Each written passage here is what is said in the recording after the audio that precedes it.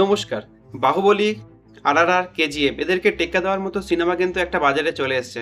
সিনেমার নাম haunted 3D। 15 বছর আগে এসেছিল হন্টেড 3D। সেটা একটা মোটামুটি ভালো সিনেমা ছিল। এবার এলো haunted 3D, echoes of the past. তো কেমন হলো এই সিনেমা, আজকে সেই কথাই বলবো।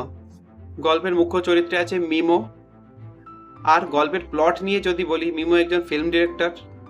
তার নাম চরিত্রে দেব। সে প্রেমে ছ্যাঁকা খায় আর চলে আসে পাহাড়ের এক রাজকীয় বাড়িতে। আর বাড়ির বাঁ দিকটা নাকি ভালো, ডান দিকটা অভিশপ্ত। এই হচ্ছে গল্প স্টোরি। তো ডান দিকটা যেহেতু অভিশপ্ত, সেখানে একটা মেয়েকে নাকি কিডন্যাপ করে রেখেছে কোনো এক আত্মা। সেই আত্মা আবার চোখে দেখতে পায় না, কিন্তু কানে শুনতে পায়। এবার বলি পজিটিভ দিক। সিনেমার পজিটিভ দিক অনেক আছে। দিন দিন কমেডি সিনেমার হাল তো খুব খারাপ। কমেডি সিনেমা তো আমরা দেখছি, কমেডি সিনেমায় কোনো কমেডি পাই না। তো এই সিনেমা কিন্তু পুরোটাই কমেডি। আপনার ভূত দেখলেই হাসি পাবে, এমন সুন্দরভাবে ভূতটাকে প্রেজেন্ট করা হয়েছে।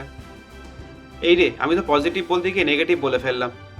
সিনেমায় আছে আসলে পজিটিভ বলে আমি কিছু পেলাম না, পুরো সিনেমাটাই নেগেটিভ। যেমন বাজে ভিএফএক্স, তেমন বাজে অ্যাক্টিং।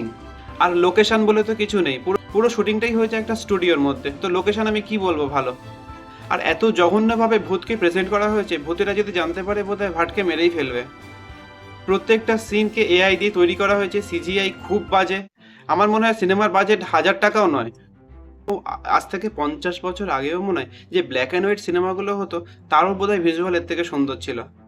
আপনি 10-15 মিটার বেশি এই সিনেমাটাকে সহ্যই করতে পারবেন না।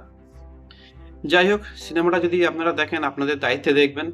আর আমার ভিডিও যদি ভালো লাগে, লাইক কমেন্ট সাবস্ক্রাইব করে পাশে থাকবেন। দেখা হচ্ছে পরের ভিডিওতে। Thank you.